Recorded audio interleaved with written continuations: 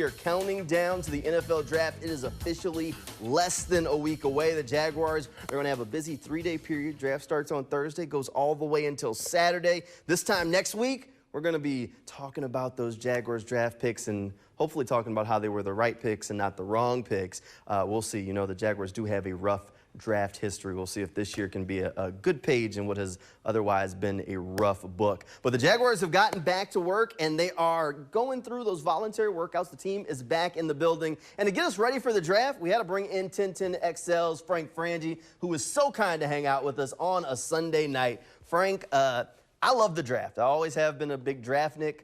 One of my kind of favorite times of the year, but you know what it also is? Kind of a start to football, at least a little bit. The offseason program for all these teams, it's kind of like that bright spot in the middle of a long offseason.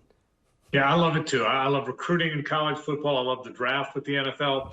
But I will tell you, we've talked about it so much now. I'm eager to see what happens. I think the Jags did a very good job in free agency. I've been open about that with you and others. I like where they are now. They're about 5 or 6, 7 players away now from having their roster they're going to play with. And we all have some ideas of what they're going to do. But I'm like you. This is a fun week. Draft week is a fun week for all NFL fans and certainly for Jaguar fans. All right, before we hit the page and hit the button for the NFL draft, I'm going to throw my mock draft at you in a second, Frank. All right. Before we get to that, I want to talk a little bit about Trevor Lawrence. So those voluntary workouts started this week. Trevor Lawrence, one of the guys in the building. Of course, this is Trevor Lawrence's 4th year in the NFL. The team has the question of if they want to pick up that 5th-year option. They got to do that by May 2nd, I believe it is. And if not, you try and work out that long-term deal. Trevor said that, look, he's not worried about getting a long-term deal, but he'd love if a long-term deal is done. And Trent Baalke said that he has been in touch with Trevor's people. So that's a good sign.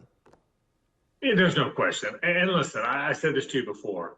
I don't want to say it's an overrated story because Trevor Lawrence might be the most important player to ever play here before it's over. He's on the ballot now. But there's no doubt that he's going to be here. Whether that deal gets done now, whether that deal gets done in a year, there's no doubt. This is a guy that's going to be here, Jamal, for the next 5, 6, 8, 10 years. There's nothing that's going to happen, barring injury or something catastrophic, there's nothing that's going to keep him from being here. He's the franchise quarterback. Everybody knows that. He wants to play better than he did last year. He wants to stay healthier than he did. So we can talk a lot about the possibility of the extension, as both Trent and Trevor did in their availabilities in the last week or so. But the guy's going to be here. He's going to be the Jaguar quarterback, barring something unforeseen from an injury standpoint, for a long, long time. I have no doubt in my mind about that.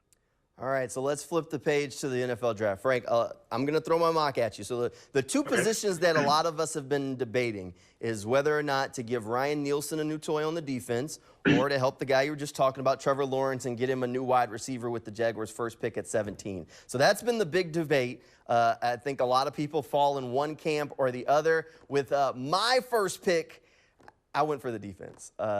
Terrion Arnold, Quinyon Mitchell were both off the board, Frank. I ended up going with the Clemson cornerback, Nate Wiggins. Sticky, he's 6'1", he's got some wheels to him. The one red flag that people don't like is that 173-pound mark. He is a little light for an NFL corner. But the guy plays tough, he has ball skills, he has all the tools to succeed in that press man defense that Ryan Nielsen wants to run here in Jacksonville.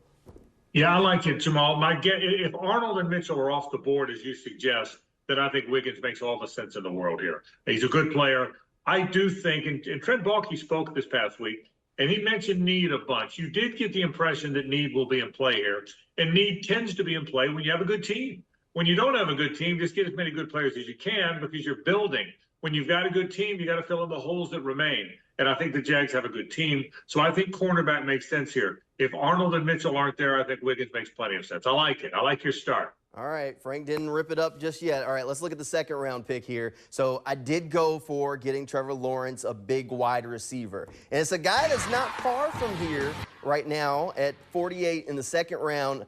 I went with Keon Coleman. So he's the FSU wide receiver, 6'3", 213 pounds. Keon didn't run the 40-yard dash you wanted at the combine that anybody wanted to see from him, but the guy can flat out play. I think we saw that. We talked about it all during college football season. Keon Coleman was a star for the Seminoles and can come to Jacksonville and be that top shelf kind of guy. Maybe replace the role of Marvin Jones we saw a couple of years ago that we lost, or the Jaguars lost when Marvin Jones moved on.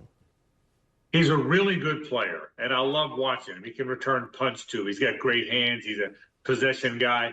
The one question I would have, Jamal, is he's an awful lot like Gabe Davis. Same size, same body structure, same speed, a high point guy. I wonder if you sign Gabe Davis and then go draft a guy just like him. But I would be totally okay with it. I think he's a really good player, and I think he can do a lot of things for you.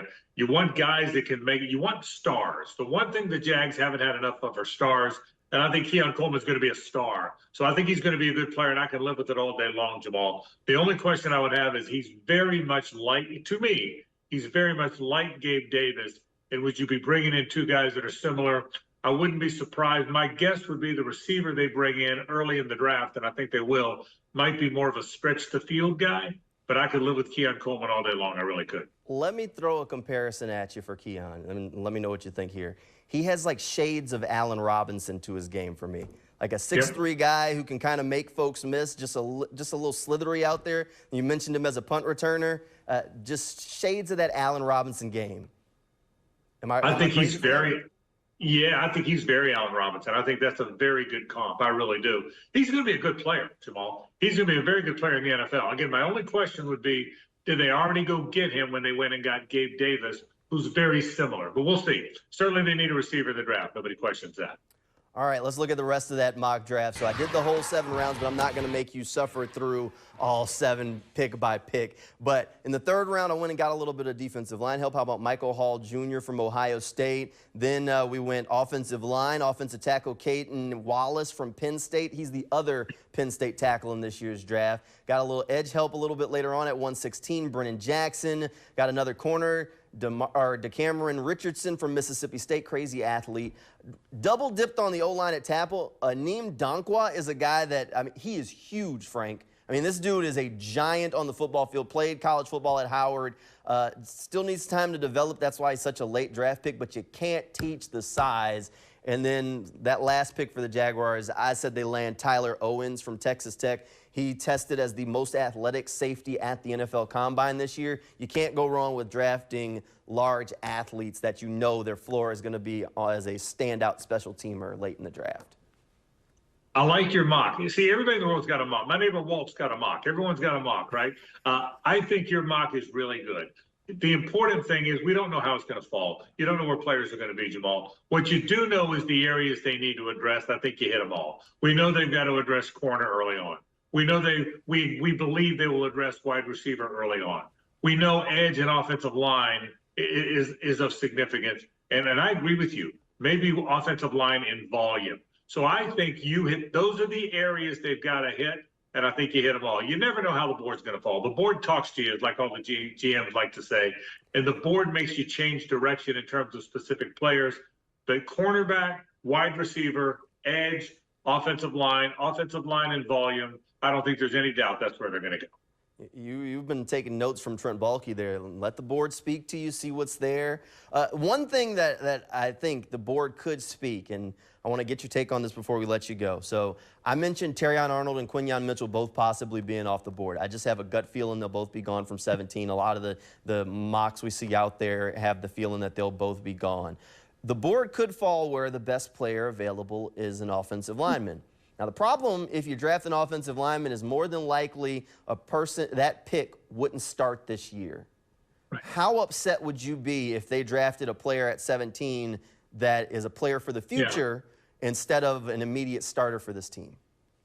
Upset's probably not the word. I'd be surprised, Jamal. I really think, and I've been saying this, when your team is close, and I think they're really close, when your team is on the cusp, and I think they're really on the cusp, you go fill in the spots you need. I think this is more of a need draft than a value draft for them, particularly at the top. So I think the guy they take at 17, they have to expect to play a lot of football, even if there's no injuries. So Anton Harrison, you knew there was a spot for him. It's rare for a team to take a guy that, unless you're just completely full, to take a guy that high that isn't going to play significant plays. So offensive line at 17 would really surprise me because I think they feel pretty good about where they are there. I really do. So that's a spot that would surprise. In edge, you're going to play him some. Corner, you're going to start him. Wide receiver, he's going to be in the rotation. There's a lot of spots where that guy's going to play. I don't think it's going to be an offensive lineman for the reason you just stated. I don't think, barring injury, he'd play a lot of football in the first year. And I think 17 overall has got to play a lot of football in year one. All right, we'll see how the draft all shakes out. There's 16 teams on the board in front of the Jaguars that will dictate what the Jaguars can do at 17, unless they want to shock everybody and make a trade up. We'll see if that happens. I don't really get the feeling that they're going to be in the market for a big jump, but we will see what happens on draft day. Crazy things happen every year. Frank, thanks for hanging out with us here on the Sports Zone. We're going to have plenty more draft coverage coming your way on Thursday night live from Everbank Stadium. Our draft coverage will start right here on Channel 4 at 7 p.m. Make sure you tune in. We'll get you ready for everything you need to know before the pick is in, and you can also tune in at 8 when the draft starts. We're just going to move our coverage over to news4jax.com and that News4Jax Plus app, give you another hour of nothing but Jaguars coverage as we get you ready to find out who the Jaguars' first-round pick is. If you want more Jaguars coverage before then, make sure you check out a new episode of the News4Jax podcast. New episodes come out each week. Make sure you subscribe anywhere that you get your podcast. You can also check it out over on news4jax.com. Just click on that handy-dandy sports page.